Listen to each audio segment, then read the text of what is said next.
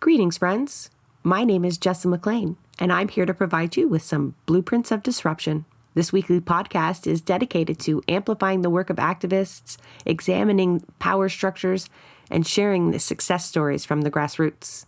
Through these discussions, we hope to provide folks with the tools and the inspiration they need to start to dismantle capitalism, decolonize our spaces, and bring about the political revolution that we know we need. Before we get started with this episode, please be sure you're also subscribing to our Rabble Rants channel. It's our other podcast where Santiago and I get a chance to dissect news items of the week from a rabble-rouser's perspective. Because this episode actually started off as a rant, but quickly became a Blueprints of Disruption.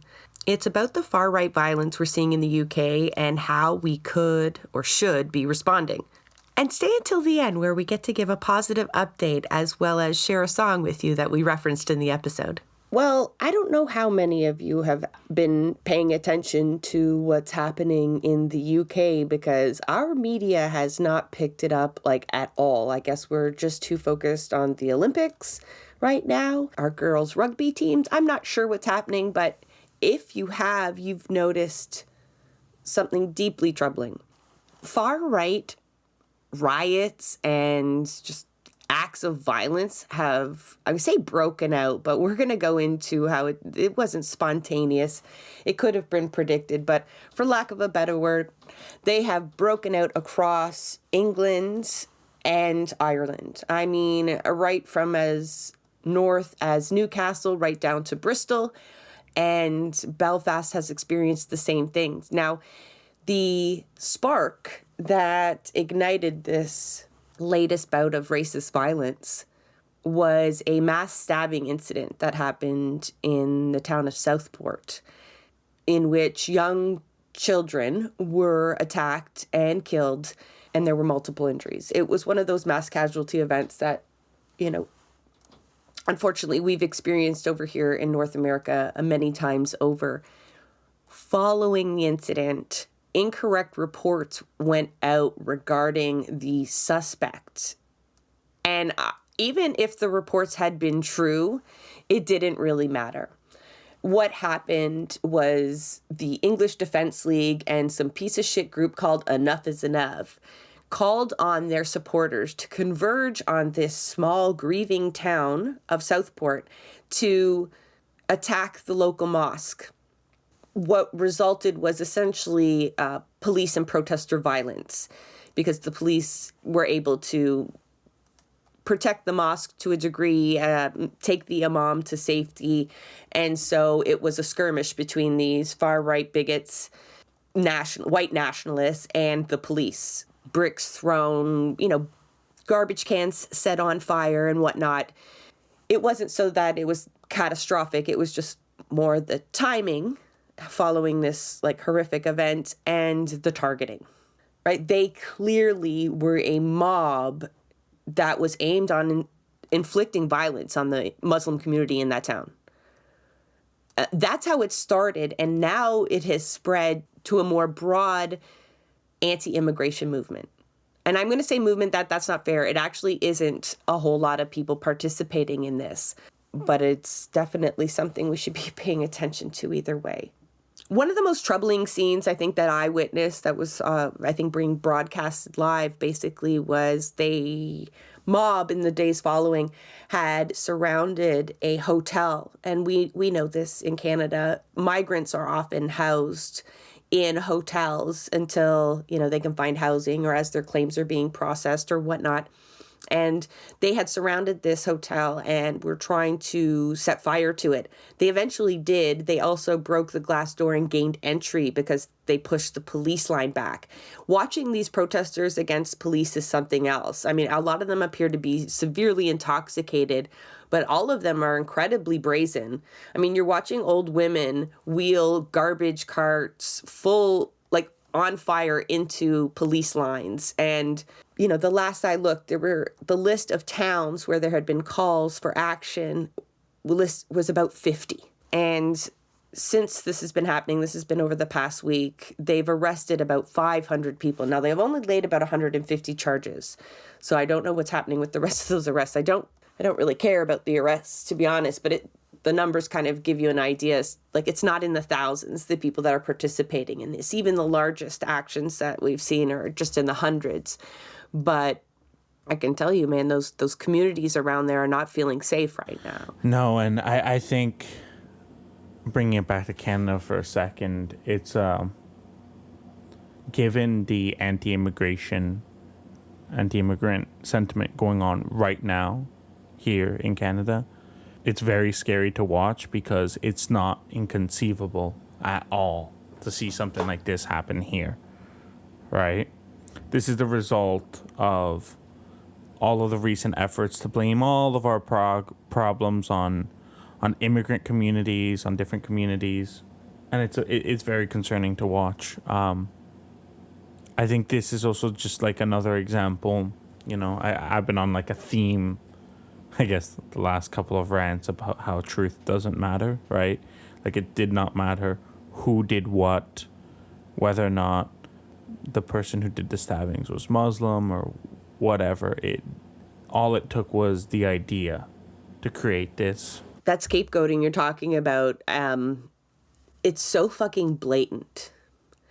And the thing that most dangerous about it, I think, is that a lot of people pick up on it because of the dire situation and the lack of other explanations that they can understand. Like, we've talked a lot about how the real estate market works, how developers play into the so-called housing crisis. But not a lot of people spend the time to do those deep dives, and not everyone listens to our show or reads those pieces that people are, explaining it. They are watching their politicians and legacy media who keep on driving home that point, that all of that anger should be directed at immigrants. I read an article here at home, by the way, just to like it was super dystopian for me. Talking about units in Toronto going for way below asking price, right? And they were talking about like issues with supply and demand, and then they put like supply, developers, demand, investors, which I think really like was very mask off of them being like, it's not families or regular people in need of housing. The demand is investors, and how because people don't have the money to splash on units, that developers are just not developing as much anymore in Toronto. And so then and they're like, if you have property in Toronto, hold on to it, because don't worry, there's not enough being built, so the prices are going to go right back up. And that is how it functions here. We're blaming immigrants for taking up housing instead of blaming developers for focusing only on what the needs of investors, and for the system for allowing such a ridiculous concept, such as supply and demand, be applied to essential needs and services, which supply and demand has no place in dictating the distribution of essential needs. Instead, you can't tell that to the general public, right? Because then they might actually be mad at capitalism. They might actually realize, hey, this system's not working for me. So go and blame migrants, right? And I know that this is the very Canadian-centric analysis of like bringing back, trying to draw parallels back at home for what's going on in the UK. But, it's all a product of the same thing, trying to protect capitalism by angering people about something else. And then this anger boils over, and look what happens.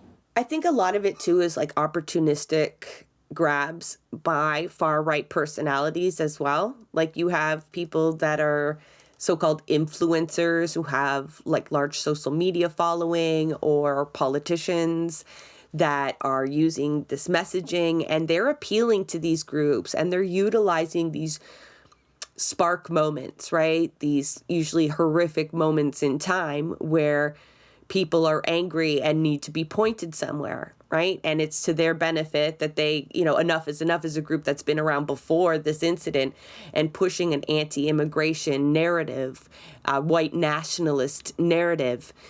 and they found their chance. So, when we see events unfold and we get really upset with them and we don't know how to react, we have to be careful that we don't feed into the wrong narratives. And we don't necessarily always do this with migrants, but how some people knee-jerk reaction to October 7th opened the door for a condemnation of Palestinian resistance in general, or how the convoys, annoyance, and, incessant noise and in neighborhoods in Ottawa led to people looking to an Emergencies Act as the solution, right? Is because it's so important that organizing that moment is used in the right way. Because you see, when it happens, you need to push back. So in that moment, when that something horrible happened and you had what you had happen in Southport, racist violence, the response from anti-fascists and the communities needed to be immediate.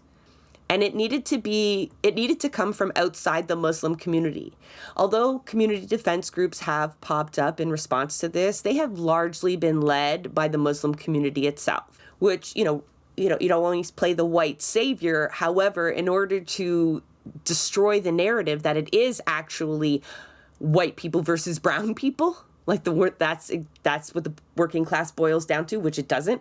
In order not to feed into that, the response has to be very explicitly anti-racist. So meaning it's also got to come from white Brits. They need to defend their communities, and they need to show up in sizes and numbers that show people that those thugs are in the minority. And that's what will deter them from continuing this behavior, so that you don't create an environment where children can go skipping down the street, yelling racist comments out at holding their mother's hand, right? That shit can't go unchecked. So when we look to what's happening over there, and when things happen here, what do we do? Right? Or what should the state do? Because when you tell this story, I always tell about my mom, but I go to my mom, do you know what's happening in the UK? And white people, I'm sorry, we need to be outraged by this. We ask for all kinds of communities to condemn their people for what they do, and these are white Brits. And I know there's a lot of us over there that those are our kinfolk, and they're acting horribly. And beyond doing what you do, you need to be calling this out. You can't just be rolling your eyes. So I tell my mom about this. She's horrified, obviously. And she's like, well, why don't they call the army in? So for all my moms out there that or anybody who kind of feels that reaction, what do you do? How do you stop this right now? They're burnt. That wasn't even the only hotel they burnt. They burnt 2 hotels. They set up roadblocks in towns where they were only letting white drivers through. There were incidents of swarming, and where you see only racialized people were coming to the aid of one another, or having to rely on the police to protect them. And that just was not happening. And so it's call the army in. And Starmer, who is the leader of the UK right now, of the Labour Party, he's not doing that. And I am thankful for that. I don't obviously believe the army is ever really going to be a solution for anything. I mean, I'd have to sit and think about that a little bit longer to be sure, but I'm pretty sure that's a blanket statement from me, because that would be exactly what the right wing would want. And that is not what we want either. Eventually, we are going to have to take to the streets. We may want to burn something down too, okay? I'm not saying to go do it, but I mean, the situation may arise, and you surely don't want to normalize the use of the army to shut this down. Nor do you want to rely on the kind of software technology they're likely using to track down all of these rioters. I imagine facial recognition, mass culling of CCTV camera footage. We talked about the use of AI and different software that can analyze all of this, that police are going to be allowed to use because they need to shut this down, because it can't be happening, and because communities aren't coming out in numbers great enough. But they don't want us to respond like that either, the state. They can't allow us to show each other just how we keep each other safe. So they're issuing disbursement orders through most municipalities in the UK. That means not even anti-fascists can congregate and protect their neighborhoods. It means they're saying that only the police or only any kind of state-sanctioned thuggery will be allowed. And so this actually prevents community defense groups from doing what they need to do. And as we know, the police can't keep us safe. It's a logistical problem as well as an ideological problem. That's not what they're designed to do. It's not what they want to even do. And they're not in the numbers to do it because we've seen what's happening. And this is how you get true moments of resistance, though. Because I'm going to go back to our interview with former IRA spokesperson, Danny Morrison. And he talked about how the IRA was formed. It was formed because the state kept allowing mobs to go into Catholic neighborhoods and burn their buildings down and kill their people. They knew they could not rely on the police, which was the British police, any other kind of sanctioned force to protect them. That became obvious over time. And so they formed their own resistance.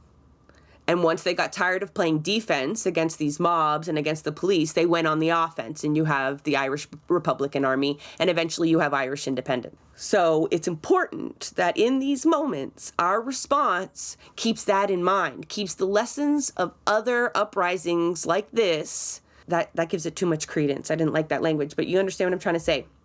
These moments where we then realize our role, right? And how we're supposed to form as communities and what our purpose as community is, right? And that is to keep each other safe and to prop each other up.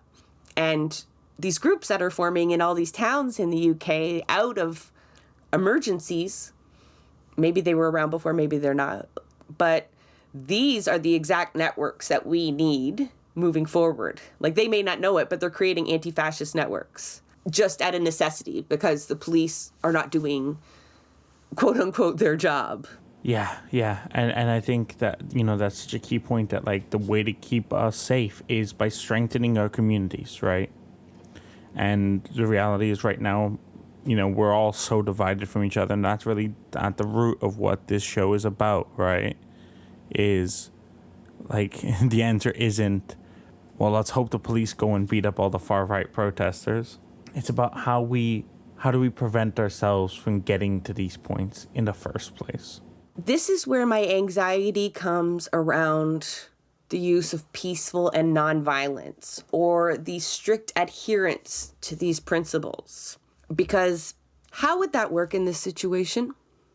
Would you suggest just lining up in front of these thugs and allowing yourself to be beat because you would have the moral authority afterwards? No. We need to teach our people how to fight. You don't have to go start a fight. I don't want you to go start a fight. But if you're going to keep calling your people into the streets, or you are going to say that you recognize the capacity for this kind of violence exists here in Canada, then to not prepare for it is irresponsible. We did an episode called Community Defenses. We were interviewing folks from Alberta, and they were forming these groups around the need to protect schools or LGBT events that were being targeted by the far right, that were being targeted very aggressively. Like, we're not just talking about counter protesters. There was violence and intimidation tactics. And so out of necessity, again, they created groups that went into situations knowing they would have to protect one another. And I'm not saying that they, were training each other in martial arts or any kind of violence, but they at least came prepared knowing that it would be there. There's no denying that the only way to end this kind of violence, when people are wondering, like, what you should do, I want you to imagine you are who you are. You are anti-racist, and you exist in a time where the Klan rides around on their horses with hoods, and you know that the sheriff is amongst them. Because that's what exists today, people, okay? That's exactly what exists today. I'm giving you the visuals. I was going to say, don't have to imagine too much on that one. Well, I think people are still kidding themselves out there, but, you know, TPS, KKK, they're all the same, right? IDF, they're all the same. We get this. So what do you do when they ride into town and they are coming for your black comrades? What do you do? Whatever your answer is likely what you should be suggesting to your UK counterparts at the moment. I don't know how to talk about this responsibly sometimes. No, it's tough, right? And it's not an issue to be taken lightly in any way, you know? I will be honest though, like I draw great joy from watching the clip of a masked youth jumping and flying and punching a Nazi repeatedly. Have you seen the song associated with it? Yes, that's the song I'm talking about. You'll hear it at the beginning of the show. Santiago, you're going to play it. I have it saved. Those are kids doing the good work, honestly. Honestly. You can have all the meetings you want, but in a moment where there's thugs in your town attacking migrants, attacking anyone who does not look pure white, right? They were pulling Eastern Europeans out of cars and telling them, like, they're chasing people with hedge trimmers. Like, this is horrific violence. You can't sit back and just plan to organize afterwards. Like, I'm just so fucking tired of doing this long-term planning when the right is always ready to pounce and act. Yeah. You know, they don't just sit and plan and, oh, imagine we did this, imagine we did that, we should do this, we should do that, I'm so angry at this person, they deserve this and that. They just do it. And they're really not concerned about optics. No. And when this originally happened, I was like, oh man, the English Defense League, like what bad optics this is. Like, couldn't you guys see how disgusting you would look? But they sparked other incidents, right? Like it didn't just end there. Most people looked on it with disgust, but quite a few people were inspired by it. And despite how disgusting, especially that first day was, you know, in that town, that's reeling from a tragedy in the moment. And they are wrong in who they're targeting anyway, right? It wasn't even true reactionary violence. It was manipulative and with a purpose. But, you know, it did have its intended effect, right? It has kind of started something over there. And, you know, we may not be there yet, but we can't wait until this kind of violence ends up here and we're just scrambling to figure out what to do with it. Like community defense groups have already been a necessity for us, in my opinion. That's why we've been talking. I think that was almost 2 years ago that we interviewed those folks. Yeah, I think we have to realize that although, you know, we talked to last generation when we talked about nonviolence and peaceful movements and how they are important, especially when you're trying to cast a wide net as possible and pull as many people in and, you know, try to keep each other safe and do try to maintain a moral authority, whatever that means. But in today's reality, the way the media reports on everything, which we've talked about so much, I don't really want to get over it, like that you can't really control the narrative that will come out of anything is how you could sum that up. Then in reality, that moral authority is only going to benefit you like 20 fucking years down the road when people are looking back at what you did or didn't do. And even that's not true.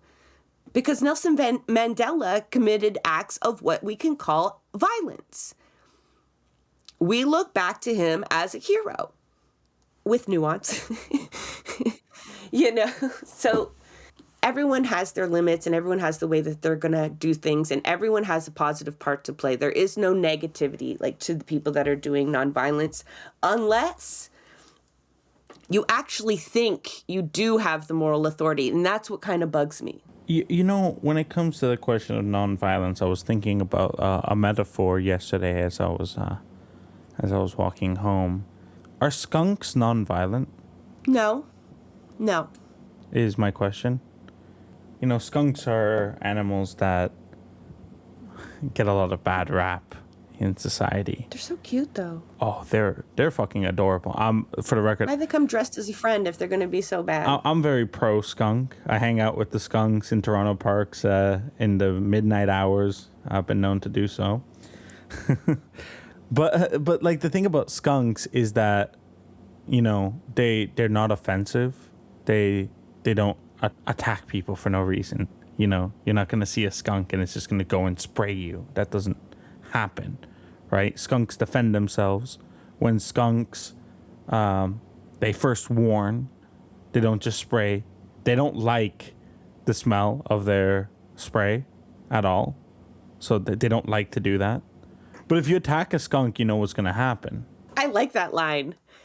If you attack a skunk, you know what's going to happen. But that's the thing, right? Is that like it's not like we're out here advocating like let's go on the aggressive here. But it's if your community is attacked, you can't stand back and say, "Oh man, this is awful. I hope like."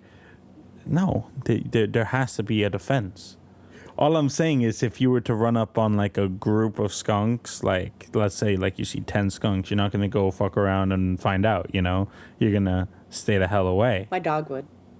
Well, then that's the thing. Yeah, well, But I do love your metaphor, and I think it's funny that you actually sit and try to think of metaphors. Well, this was just me walking home yesterday. I saw a skunk, and I was like, oh, I love that skunk. But that's true. That's the level that we need to get at, both when politicians look at us and the far right. When you come for us, you know what you're going to get. The way that like the French react when you try to lower their pension age or, tax their milk farmers and shit. Like, you better expect fucking chaos. So it better be a very important policy to you, because we coming. Or if you're going to roll up on one of our protests as and give a Nazi salute, you're not going home. You're not going straight home anyway, my friend. There's no way that like nonviolence, in my opinion, is the answer to some of this shit. Because you cannot give space for this. There should be zero tolerance for this. There's no room for the tolerant left in right now. I think people need to just stop focusing so much on trying to bring everybody along all the time. And we can't calculate at those levels anyways, because you have no idea how many people you're leaving behind by tolerating intolerance.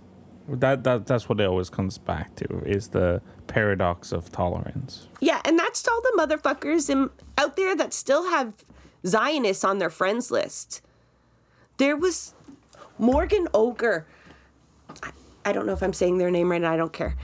An NDPer out in BC starts just shitting on the Palestinian movement because they shut down Vancouver Pride on the weekend. Actually, Vancouver Pride shut their parade down, just like Toronto Pride did, out of safety concerns because a protest happened at Pride. The disconnect is just so unreal. But the amount of mutuals I had with this person who, if you go back, consistently talks about Israel's right to defend and uses the whole LGBT Hamas tropes to justify a genocide. Why do you people have toleration for that? Why are there Zionists in your friends group? Do you expect by proxy, after fucking 10 months, something you say on the internet is going to impact these people so greatly that they'll eventually come around? They have seen the images that we have seen, and this is what they're saying after 10 months. You cut those people loose. Those people should not have space in your friends' circles. They should not have space in your political parties or your LGBTQ movements. I don't care what they have done for your community in the past. If they are advocating for a goddamn genocide right now, you need to block them. You need to cut them off. You are not bringing them along anywhere. And if you do, you are not welcome here.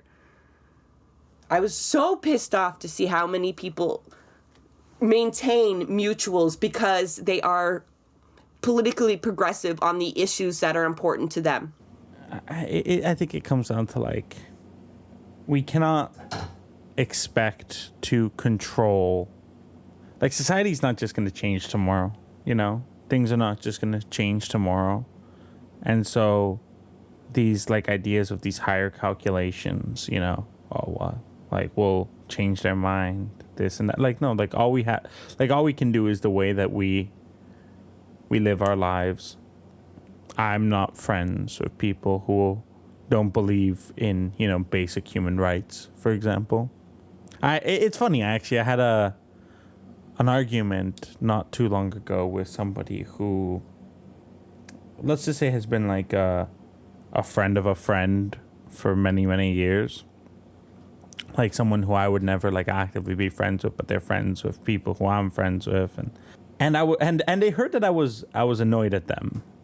They heard that I was pissed at them, and they got pissed at me for being pissed at them, and then they called me, and like, it's funny because they had all these theories about why I was pissed at them, and I was like, but really it was just because of their beliefs and their worldviews and how it goes against mine, and to them they were like, well, like I can be friends with people who don't agree with me politically, and I'm like, I can't. I'm sorry, like that's not the way I function, because those beliefs, like, here are all the ways that it affects everyone around you. Here are all the ways that it affects people I care about. They're not just harmless little things. And like, we're not talking about housing policies or transit policies where you differ on how like you can make the system better, right? You're talking about some key issues that sometimes define like life or death for other people. Like, I can be friends with someone who's in the NDP still, like.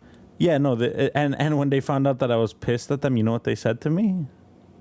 That they hope that my friend gets deported, who is being kicked out Are they talking shit about Sergio? Yeah, who is being kicked out August 26th because they don't have enough points to convert their postgraduate work permit into permanent residency. They said that?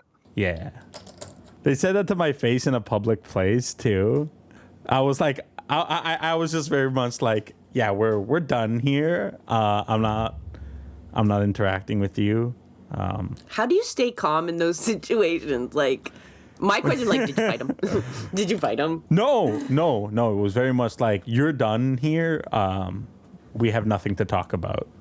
I'm so proud of you. Like, I would have had an incident. Like, I may not have been physical, but I would have been really shrieky, probably. Like, that is so awful. The things people will fucking say. I wish I wasn't still so surprised. This is the thing, right? Is like, we need to respect ourselves, respect each other, and like not tolerate intolerance, right? And that might mean that there are people that, it might be uncomfortable in group scenarios and stuff, but I think that the way that we choose, the people we choose to surround ourselves, the things that we choose to make important say a lot about us and do affect society on a larger level in the long run. Before we sign off on this one, though, I do want to talk to my white comrades again, and I don't want to make this all about race or whatnot, but the worst thing that could happen, especially as I sit here and advocate for a sense of a showing of force, so to speak, the worst thing that could happen is that it ends up being racialized folk who end up having to take on this burden of facing off with fucking Nazis, because that only feeds into the same narratives that the far right are using in their anti-immigration calls, right? They're using that save the children bullshit that anti-trans organizers are using, and that allows them to appeal, right? When you have images of violence and you're showing British people or Canadian people that it's like brown people versus white people, I mean, that won't go off very well. So that's why at the beginning of the episode, I emphasized the fact that white people need to be showing up in serious numbers in these moments. It's fucking important. I just can't be more eloquent than that.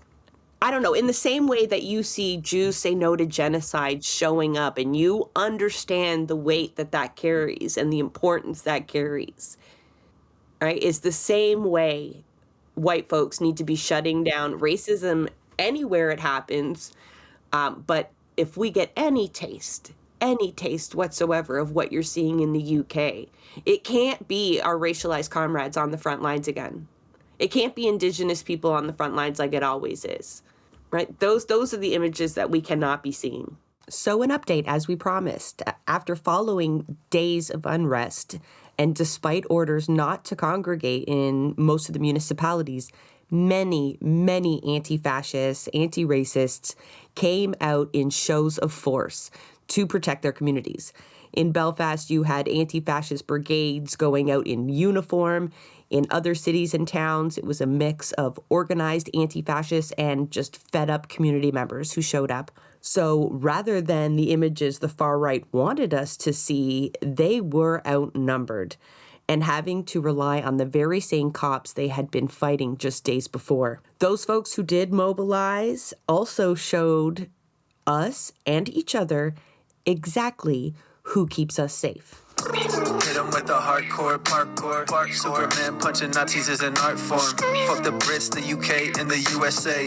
They invade, fuck the planet up and still complain. You know that racism never really had an end. At least we get to watch Nazis get punched again. They throwing siege hails, maybe they mean well.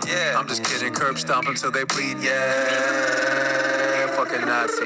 Clark Kent Nazis, you get bonus points. If they want smoke, then we rolling joints. Jump off the wall like NFL Street. Knuckle sandwich, the only thing a Nazi should eat. That is a wrap on another episode of Blueprints of Disruption. Thank you for joining us. Also, a very big thank you to the producer of our show, Santiago Halu Quintero. Blueprints of Disruption is an independent production operated cooperatively. You can follow us on Twitter at BP of Disruption. If you'd like to help us continue disrupting the status quo, please share our content, and if you have the means, consider becoming a patron. Not only does our support come from the progressive community, so does our content. So reach out to us and let us know what or who we should be amplifying. So until next time, keep disrupting.